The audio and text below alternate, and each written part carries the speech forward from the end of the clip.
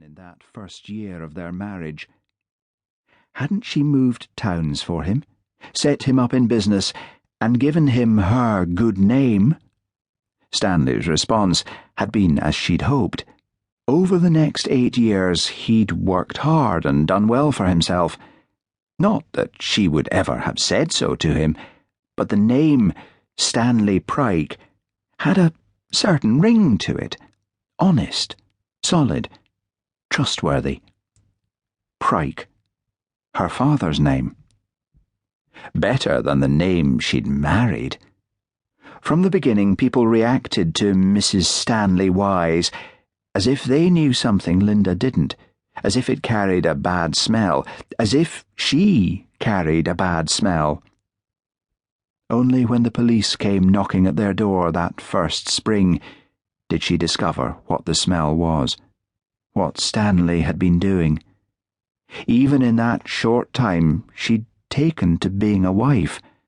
A round peg, it turned out, for a round hole. She couldn't imagine her life as anything else. Not then. She'd done what wives have to do, but even now the memory of policemen searching her house could bring tears to her eyes and make her unsteady on her feet.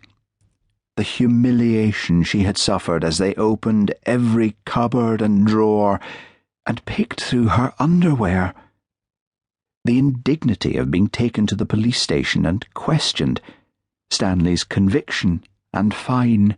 The stories in the newspapers, the gossip among the neighbours, and wherever she went in the high street. She had coped, somehow. In hindsight, her dread at being alone again, aged 44, saved the marriage. Stanley's remorse had also helped, his confession bringing them closer for a while.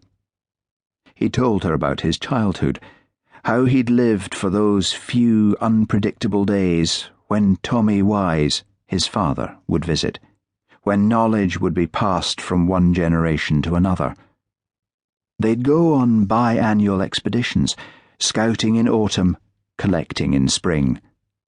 The thrill never left Stanley. An addiction, he'd said.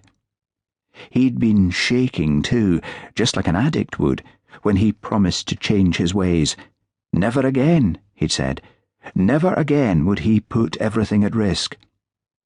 Unexpectedly, she'd felt pity for him, and, in time, an afterglow of satisfaction at having rescued him by setting him up in his own property management company and by buying a nice house for them both in a town 100 miles away where the name Stanley Wise was unknown, where Stanley Pryke could start again, where Mrs. Stanley Pryke could go shopping without worrying about what people were saying behind her back, without anyone really knowing who she was, apart from her name.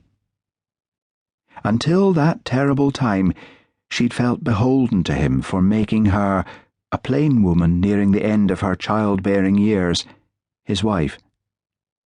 Afterwards, she took the view that if anyone had an obligation to the other, it was Stanley. She stopped worrying about being older than him, her thinness or her flat bosom, or her old-fashioned hair. Over time, she thought the two of them had found a happy enough equilibrium. Stanley had his interests, and Linda, increasingly, hers. Being Mrs. Stanley Pryke in a new town gave her the confidence to spread her wings.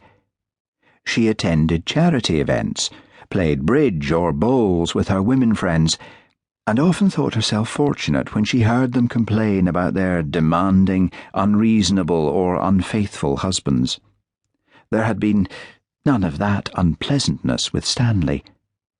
The worst she could have said of him, though of course she didn't to her friends, was that he was an absence rather than a presence. When he wasn't at work, he spent his time indexing, classifying, and recording.